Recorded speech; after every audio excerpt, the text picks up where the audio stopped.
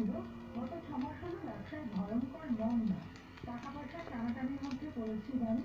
আমরা মধ্যবিত্ত পরিবার, কিন্তু এমন মনিটারি কন্ডিশন কোনো ফেস করিনি। আপনি ছাড়া কেউ নিজের থেকে উদ্ধার করতে পারবেন না দিদি।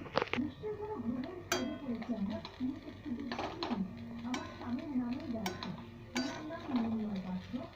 জন্ম 26/9/1965, জন্মস্থান ব্যাঙ্গালোর, আর সময় রাত জন্ম। লগ্ন হচ্ছে সিংহ, রাশি হচ্ছে কন্যা, হস্তা নক্ষত্র দেবগণ, চন্দ্রের মহাদশায় জন্ম।